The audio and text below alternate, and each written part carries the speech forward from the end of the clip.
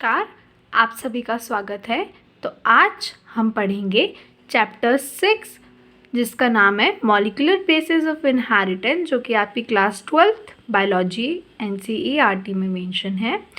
तो हम इसमें पढ़ेंगे, इसमें टॉपिक है सर्च फॉर जेनेटिक मटेरियल, जिसके अंडर 3 एक्सपेरिमेंट्स मेंशन है NCERT में, जिसमें सबसे पहला जो एक्सपेरिमेंट है वो है ट्रांसफॉर्मिंग प्रिंसिपल, और हम आज इसे डिस्कस करेंगे। तो सबसे पहले ट्रांसफॉर्मिंग प्रिंसिपल के एक्सपेरिमेंट हुआ था 1928 में, जो कि साइंटिस्ट फ्रेडरिक ग्रिफिथ ने परफॉर्म किया था। आप इस एक्सपेरिमेंट को अच्छे से मेरे साथ पढ़ेंगे क्योंकि ये एग्ज़ाम में पूछा जाता है, और इस एक्सपेरिमेंट को या तो इस एक्सपेरिमेंट के नेम से पूछ सकते हैं, ट्रांसफॉर्मिंग प्रिंसिपल, या फिर साइंटिस्ट के नेम से भी इसको कई बार पूछ लिया जाता है कि ग्रिफिथ का एक्सपेरिमेंट एक्सप्लेन कीजिए, तो आप साइंटिस्ट का नेम भी याद रखेंगे। अब इन्होंने इस एक्सपेरिमेंट में किस बैक्टीरिया को यूज़ किया था, ये भी वन मार्क्स में क्वेश्चन आ जाता है। तो इन्होंने एक्सपेरिमेंट किया था with the bacteria Streptococcus pneumoniae, जो कि निमोनिया कॉजिंग बैक्टीरिया है। इन्होंने क्या किया था, इस स्ट्रेप्टोकोकस न्यूमोनाई को कल्चर किया था 2 डिफरेंट कॉलोनीज़ में, जिसमें एक कॉलोनीज़ हमें मिली थी एस्ट्रेन और एक मिली थी आर स्ट्रेन।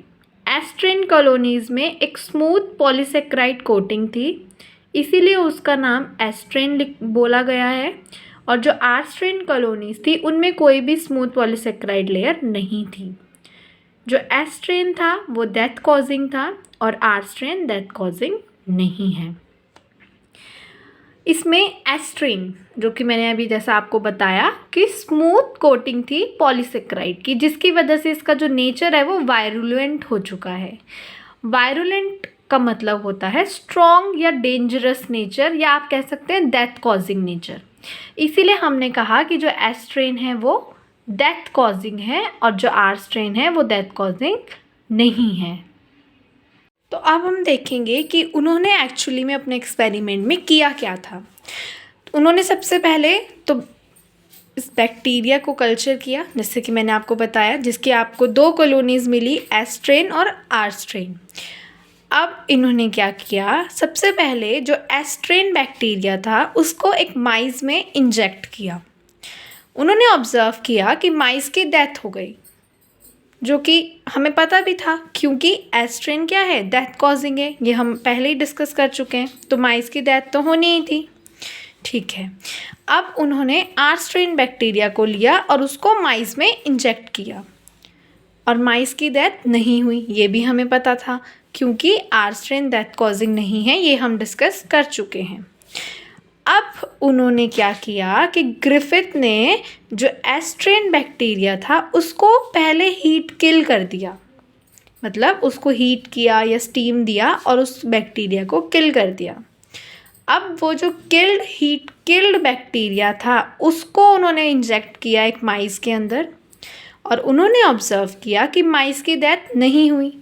ठीक है, ये भी जस्टिफाइड है क्योंकि हमने क्या किया, उस बैक्टीरिया को पहले ही किल कर दिया, तो इसलिए माइस की डेथ नहीं हुई जब हमने उसको माइस में इंजेक्ट किया। फिर अब क्या हुआ, जो हीट किल्ड एस्ट्रेन बैक्टीरिया था उन्होंने वो लिया, और आर स्ट्रेन बैक्टीरिया था वो भी लिया, और साथ में दोनों को एक माइस के अंदर इंजेक्ट कर दिया।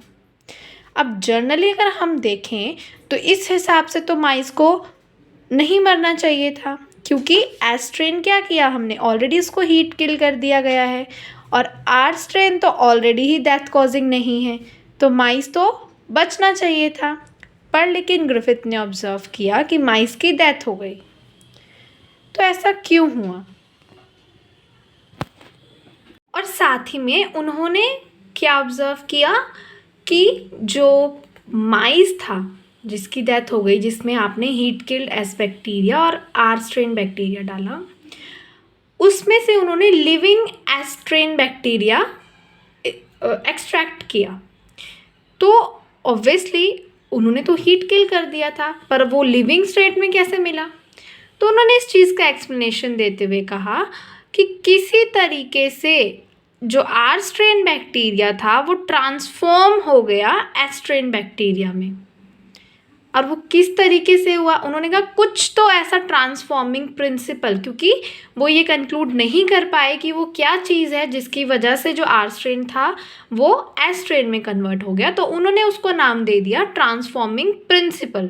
उन्होंने कहा कि कुछ transforming principle heat killed S strain bacteria से ट्रांसफ़र हुए आर स्ट्रेन बैक्टीरिया में, जिसकी वजह से जो आर स्ट्रेन बैक्टीरिया है it is able to synthesise a polysaccharide coat and it also became virulent. मतलब कि क्योंकि हमें पता है कि आर स्ट्रेन डेथ कॉजिंग नहीं था। क्यों नहीं था? क्योंकि उसके अराउंड कोई पॉलीसेक्राइड कोटिंग नहीं थी।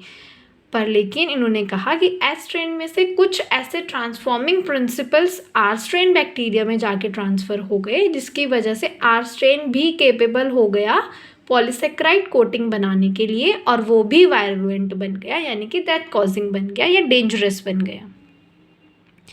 तो इसीलिए इस एक्सपेरिमेंट का नाम ट्रांसफॉर्मिंग प्रिंसिपल है, क्योंकि ग्रिफिथ ये कंक्लूड नहीं कर पाए कि वो क्या चीज़ थी जिसकी वजह से जो माइज़ है उसकी डेथ हो गई, या जिसकी वजह से जो आर स्ट्रेन था वो ट्रांसफॉर्म हो गया।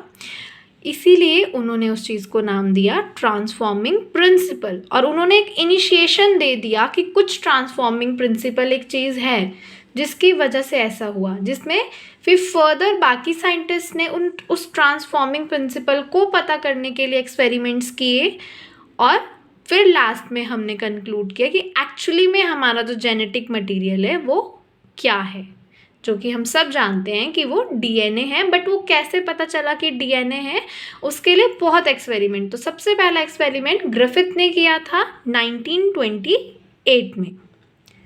Thank you so much. इसी तरह और इजी एक्सप्लेनेशन और हैंडमेड नोट्स के लिए आप मुझे कमेंट्स में बता सकते हैं, और अगर आपको किसी अदर टॉपिक का या किसी अदर चैप्टर से आपको वीडियो चाहिए तो वो भी आप मुझे कमेंट्स में बता सकते हैं। Thank you for visiting. Thanks a lot. Hope you all like the video and really understood the topic. And मुझे पता है कि बच्चों को बहुत कन्फ्यूजन होती है इस टॉपिक में, इसीलिए मैंने अपनी तरफ से मैं जितना ईजी वे से समझा सकती हूँ उससे इजी तरीके से मैंने आपको समझाया है। होप आपको समझ आया होगा। वीडियो को प्लीज़ लाइक और शेयर करें और चैनल को सब्सक्राइब करें। Thank you.